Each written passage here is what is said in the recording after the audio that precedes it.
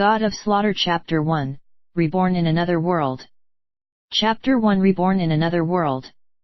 Shi Yan woke up with a start. His head was throbbing in pain. Once he had recovered slightly, he looked around and found himself in a dim stone cave which was as big as a basketball court. Piles of bones were scattered all over the place and a dozen corpses in strange clothes lay beside him. The clothes looked new and bright.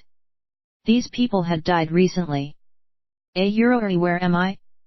Is this still the Bahamas? Shi Yan, 27 years old, was an extreme sports fanatic.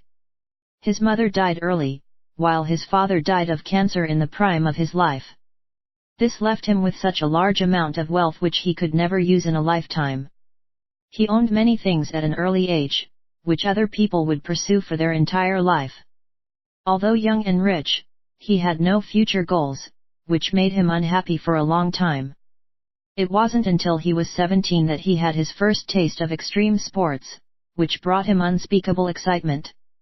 Given his large amount of wealth, he could undertake these sports as much as he liked, while ordinary people would not able to afford this. Those classic extreme sports, such as free climbing, crocodile bungee, low-altitude parachuting, volcanic skateboarding, cliff diving and limbo skating, brought Shi Yan the greatest pleasure. He enjoyed the thrill of death that invigorated him and made his blood boil. In 10 years, he had tried all sorts of dangerous extreme sports which had built up Shi Yan a trademark's extraordinarily strong body. Hundreds of near-death experiences made his nerves as hard as steel. He once joked that he was the man who was the closest to the Grim Reaper. The Blue Hole exploration in the Bahamas was the most dangerous extreme sport he ever took part in. Some of these blue holes were hundreds of meters deep, while some were complex like mazes. What's more, every little move could stir the sand up on the bottom of the cave. No matter how bright your light was, you wouldn't trademark T be able to see anything in front of you. Even if you were an experienced diver, you had to wear a steel wire before you jumped into a blue hole. The steel wire was the lifeline of explorers, the length of which decided the distance explorers could go. Moving beyond that distance was tantamount to suicide, because nobody could get out of that maze without a steel wire. According to the statistics from the Bahamas Maritime Institute, there was an average of 20 cave diving related deaths in the Blue Hole, most of whom died from losing direction. In this most dangerous extreme adventure, Shi Yan threw away his lifeline, the steel wire, entering into a suicidal adventure, and finally lost himself in the mysterious Blue Hole. And in the Blue Hole, getting lost would mean certain death. Shi Yan lay collapsed on the ice-cold rock ground, looking at his surroundings with the aid of a dim light coming from the cave walls. In his mind there appeared some memory fragments that didn't trademark T belong to him. This was the memory of another Shi Yan. That boy was 17 years old, and had the same name as himself. Attracted to antiques, that boy was obsessed with all kinds of historical remains, and because of an ancient map, he strived for half a year and eventually got here with his guards. Feeling weak all over, Shi Yan frowned and slowly lifted himself up.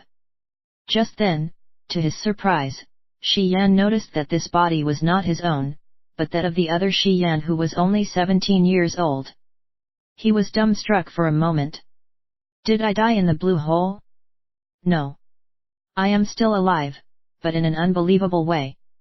According to the other Shi Yan's memory, this place was called Grace Mainland, where there was no science or technology.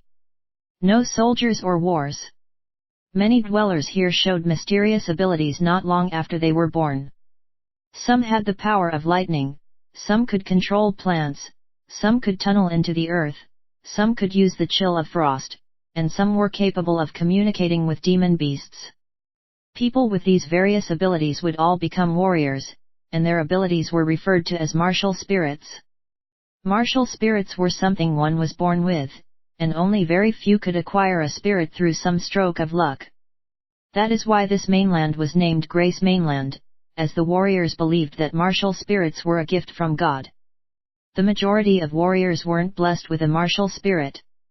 Ordinary people could train hard to become a warrior, but there was no way to obtain a martial spirit through training. Martial spirits were so powerful that they could benefit a warrior a trademark S training, increasing their combat potential significantly and granting them their own special abilities. As a result, among warriors of same level, those who owned a martial spirit tended to be stronger, and achieved greater results. They did half the work with double the results. There was a higher probability where one inherited the martial spirit. In general, if one of the parents possessed a spirit, there was a high possibility that their kid would inherit the same spirit. If both of the parents had a spirit, their child would have an even greater chance to inherit one of their spirits, either from the father or the mother. There was only a 1 in 100 chance that a couple, who both possessed a spirit, would give birth to an ordinary child. Even rarer was the situation where the kid inherited both spirits from his parents.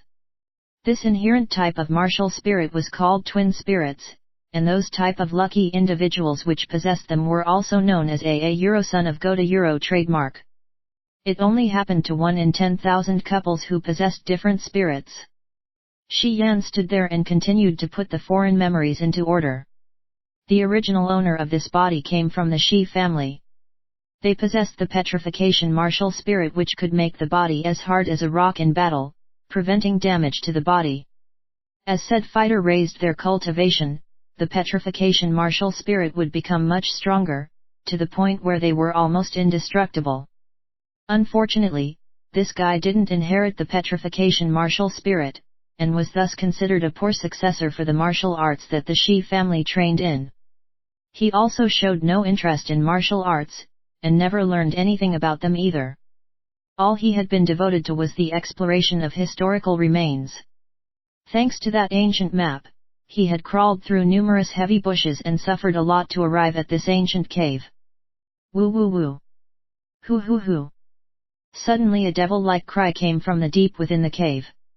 Astonished, Shi Yan looked around to find a blood pool in the direction the voice came from. The blood pool, about 10 square meters in size, was located in the middle of the cave, filled with a red fluid which looked just like blood.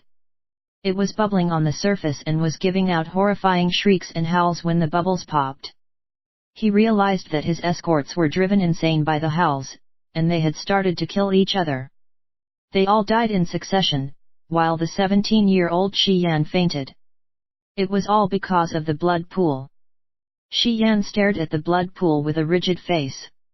The howls slowly evoked the desire to kill within him, and made him want to kill anyone around him. His head was still aching and the howls from the blood pool never stopped tormenting him, which made it hard for him to concentrate.